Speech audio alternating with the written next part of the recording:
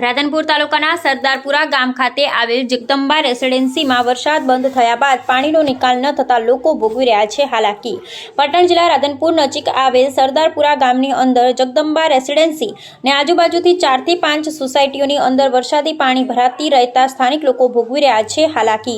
તંત્રને સોસાયટીના રહીશો દ્વારા જાણ કરવા છતાં કોઈ કાર્યવાહી ન થતાં સોસાયટીના રહીશો દ્વારા તંત્રની કામગીરી સામે ઉઠાવી રહ્યા છે સવાલ। તાત્કાલિક ધોરણે રાધનપુરના સરદારપુરા આવેલી સોસાયટીઓ જગદંબા રેસિડેન્સી અને અન્ય સોસાયટી આજુબાજુમાંથી તાત્કાલિક ધોરણે પાણીનો નિકાલ કરી દવા છંટકામ કરવામાં આવે તેવી માંગણીઓ ઉઠવા પામી છે। જયંતિભાઈ ઠક્કર, ન્યૂઝ 16 ગુજરાતી, રાધનપુર। મારું નામ છે ગઢવી જીતુદાન। હવે આ સોસાયટી અહીં આગળ લગભગ 4 થી 5 સોસાયટીઓ આવેલી છે અને આ વરસાદ બંધ થયાને આજ 5-6 દિવસ જેવું થઈ ગયું છે, પણ આ વરસાદ બંધ થયા પછી પણ તંત્રએ કોઈ પણ જવાબદારી લીધી નથી। અમે સરપંચશ્રીને વાત કરેલી છે, તલાટીશ્રીને વાત કરેલી છે, ટીડીઓ સાહેબને વાત કરેલી છે, મામલતદાર સાહેબને વાત કરેલી છે અને આ નવા વખતની જે કેનાલ છે સ્કોટ કેનાલ એને 11/6/2025ના અમે લેખિત અરજી પણ આપેલી છે અને 2 અરજીઓ કરેલી છે, પણ એમને સફાઈ કરવા માટે પણ કોઈ આવેલા નથી। પછી હમણે સ્કોટ કેનાલવાળા ડીસાથી આવ્યા હતા, પણ અત્યારે તો હવે ઓલી ગુજરાતીમાં કહેવત છે કે ઘર ખોદો, જ્યારે ઘર સળગતું હોય ત્યારે આપણે કૂવા ખોદવા બેસો એ શક્ય નથી।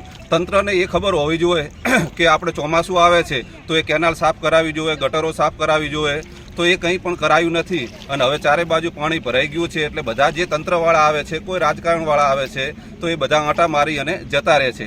અત્યારે હવે કોઈ શક્ય છે નહીં, એટલે અમે કોઈ પક્ષાપક્ષી રાજકારણનો આની અંદર આપણે ઇસ્યુ બનાવતા નથી, પણ આપણે રાજકારણને એક બાજુ રાખી અને માનવતાની દ્રષ્ટિએ આપણો માનવનો ધર્મ છે કે કોઈ પણ વસ્તુ હોય તો એ દુઃખી થતું હોય તો એને આપણે સહાય કરવી જરૂરી છે। તો અત્યારે અહીં 5-6 સોસાયટીઓ આવેલી છે અને ટીચરસમાં પાણી જાય છે, તો આપણે તંત્રને વિનંતી કરીએ કે કોઈ પણ રાજકારણનો પક્ષપાત કર્યા વગર તંત્ર આવી અને આનું નિવારણ કરે। બાળકોને સ્કૂલે કઈ રીતે લઈ જવા, મહિલાઓ છે તો આમાં સગર્ભા મહિલાઓ પણ હોઈ શકે છે આ સોસાયટીઓની અંદર, અને નાના આવવા જવાના રસ્તાની તકલીફ છે અને દૂધવાળા કઈ રીતે આવે, શાકભાજીવાળા કઈ રીતે આવે, અને ચોમાસાના લીધે થઈ અને પાણી જે બધું ગંદકી ગટરો એ બધું ઉભરાણું છે તો એની અંદર ઝેરી જીવજંતુ પણ કેટલા ફરે છે અને પાણીજન્ય અને મચ્છરજન્ય રોગો પણ થવાની હવે ભીતિ રહે છે।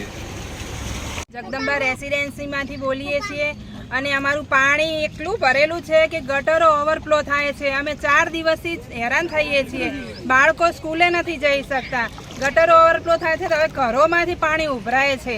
અને તલાટી સાહેબને વાત કરી, સરપંચને વાત કરી, તમામ તંત્રોને વાત કરી છે, પણ આનો કોઈ નિવારણ આવતો નથી હજુ સુધી। આ બાળકો બેઠા ઊભા છે, સ્કૂલે કઈ રીતે એમને મૂકવા? અમારે શાકવાળું કોઈ નથી આવતું, દૂધવાળું કોઈ નથી આવતું, લાઇટો જતી રહી છે, અત્યારે કોઈ સુવિધા અમારી સોસાયટીની અંદર છે જ નહીં, પીવાનું પાણી પણ નથી અમારી સોસાયટીમાં અત્યારે। આ સુવિધા કરવાની ક્યાં કંથી અમારે? અને પાણી આવે છે, ચારે બાજુથી પાણી આવે છે, હવે વગર વરસાદે અમારા ઘરોમાં પાણી ઘૂસે છે। આ તંત્રને કંઈક તો નિવારણ લાવવો જોઈએ ને। આપનું નામ મેડમ? મારું નામ જયશ્રીબેન વ્યાસ।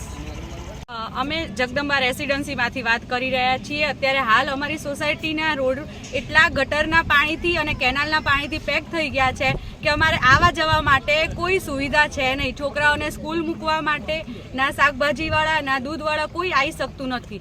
એટલે માન્યશ્રીને અમે વિનંતી કરીએ છીએ કે જલ્દીથી જલ્દી અમારી આ વાતનું નિવારણ લાવો। 4 દિવસથી અમે આ પરેશાનીથી અશક્ય એમ કે ગંભીર રીતે અમે હેરાન થઈ રહ્યા છીએ, પણ કોઈ નિવારણ નથી આવતો।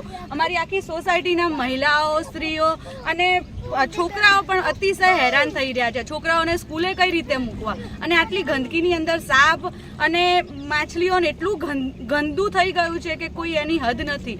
સાપ અતિશય ફરી રહ્યા છે, છોકરાઓને બહાર નીકળવા માટે અમારે ડરવું પડે છે। એટલે જલ્દીથી જલ્દી આ વાતનું નિવારણ લાવો એ અમારે સૌની વિનંતી છે। શું નામ આપનું? મારું નામ છે સોનિયા પરમાર। જગદંબા રેસિડેન્સીમાંથી ગૌસ્વામી વિષ્ણુપુરી વાત કરું છું। અમારે છેલ્લા 4 દિવસથી આ પાણીનો કોઈ જાતનો નિકાલ થતો નથી। અમે પ્રશાસનને, પંચાયતમાં સરપંચ સાહેબશ્રીને, તલાટી સાહેબશ્રીને, ટીડીઓ સાહેબશ્રીને, મામલતદારને સાહેબને બધાને અમે જાણ કરી દીધી છે। અમારી જે ફોર્માલિટી આપતી અમે બધી પૂરી કરી નાખી છે, તોય છતાં આનો કોઈ જ નિકાલ નથી આવતો। પીવાનું પાણી એ બંધ થઈ ગયું છે અને આમ તમે ખાલી જુઓ આ બાજુ ટોટલ જગ્યાએ પાણી ભરાઈ ગયું છે, ઘરમાં પાણી આવવાની તૈયારી છે।